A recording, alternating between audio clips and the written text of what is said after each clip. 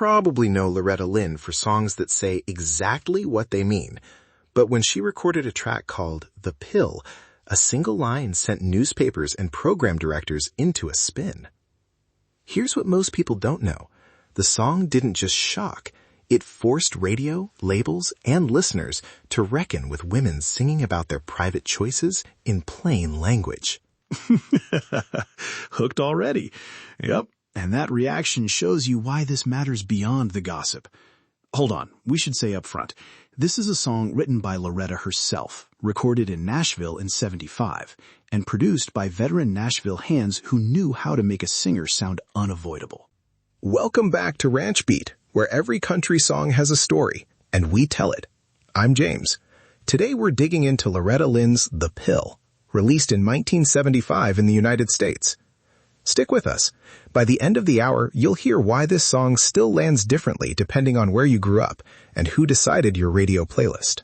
And I'm Sam. I'll map the Nashville side of things, how radio gates worked, who was running sessions, and why the record sounded like a person talking instead of a manufactured single.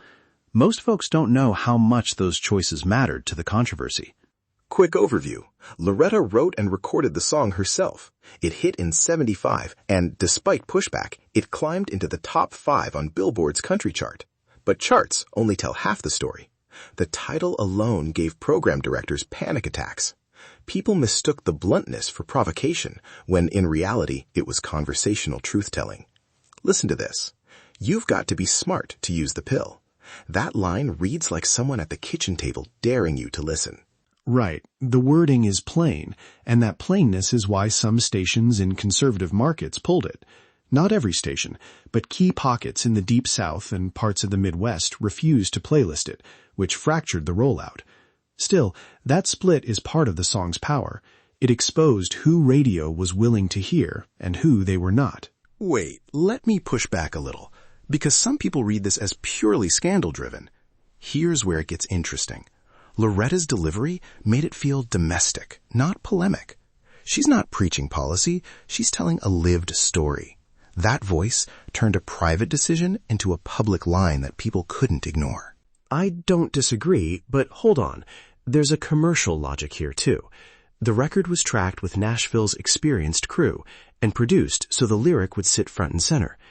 Those producers, veterans who'd shaped countless country hits, knew restraint. You hear a clean rhythm, a bright piano, and steel guitar color that never softens the lyric. That was deliberate. Let the words hit, and the band supports them like a backdrop, not a distraction. Exactly. That arrangement treats the lyric like testimony. And the label reaction? Some executives worried about radio dollars and nervous stock. I called it the label hated it before, but let's be precise. Label folk feared backlash in conservative regions, even as other markets embraced the song. So you had this odd moment where controversy both hurt and helped exposure. That's an important correction. Labels don't operate on pure outrage. They calculate. If controversy promised sales, they'd sometimes lean into it. Here, the damage was local. Pulled from playlists in certain stations, heavy rotation elsewhere. The fractured airplay made the conversation louder than a tidy chart run would have. Let's dig into the words. Loretta writes in first person. No academic language, no euphemism. There's humor, it's wry, even a little cheeky, and there's relief. Lines about counting fewer babies and getting her life back read like a small life manifesto. That matters. She centers a woman's satisfaction and agency in language country radio had mostly tiptoed around. Right, and pay attention to craft. The narrator's viewpoint makes the song immediate. It's not theory, it's what happened to one woman. That makes listeners take sides emotionally. Some hear empowerment, others hear impertinence. Either way, it's brilliant songwriting because it forces a real response. Here, listen to this image she uses. Working hard and then taking control. It's domestic and radical at once. If you've ever been in that situation, you know exactly what they're singing about. That line turned private life into public language, and that was new in mainstream country at the time. On the recording floor, producers and session players, the A-team of Nashville, kept the arrangement spare for that reason. Piano and rhythm keep the story moving. Steel paints the country color without romanticizing it. That restraint is a production decision.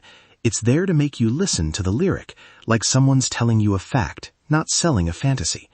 You can hear the difference in phrasing and space between lines.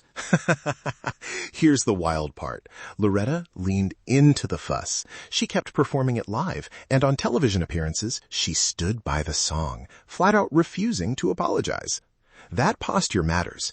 A star saying, "This is my life," changes the argument from provocation to permission. Next time you hear it, you'll hear that stubbornness in her voice. And the ripple shows up in the artists who followed. More women in country began writing first-person songs about adult realities, desire, independence, frustration, with fewer euphemisms.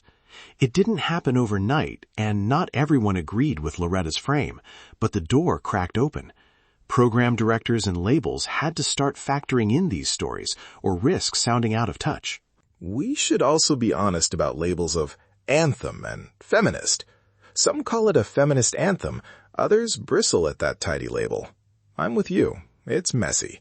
It's country sass, personal triumph, and social provocation wrapped together. That messiness is the song's real strength because it refuses a single, safe meaning. Totally. Musically, it's intentionally unflashy, and that matters.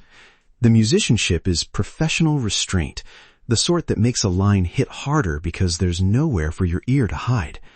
That choice amplified the lyric's bluntness and made the song feel like a testimony rather than spectacle. That's the craft people overlook when they just talk controversy. Let's be specific about impact. Beyond the immediate radio fights, the long-term effect shows up in how female country writers tell stories now.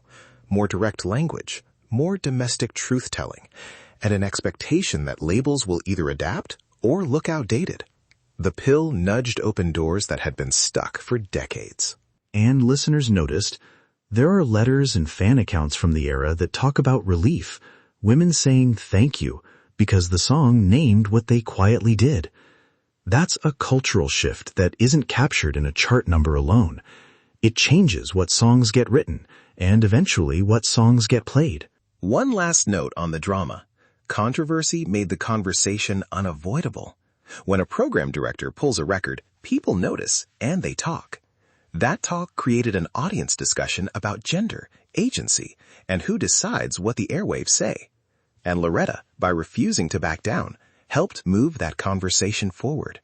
Now you'll never hear this song the same way again. If you picked up something new today, tell us which lyric landed for you. For us, it wasn't just the title. It was the lived feeling behind it, the production choices that made it unavoidable, and the way Loretta insisted on telling her truth out loud.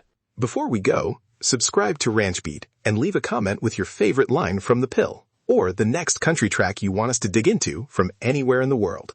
This is Ranch Beat. Every country song has a story, and we tell it. See you in the next one.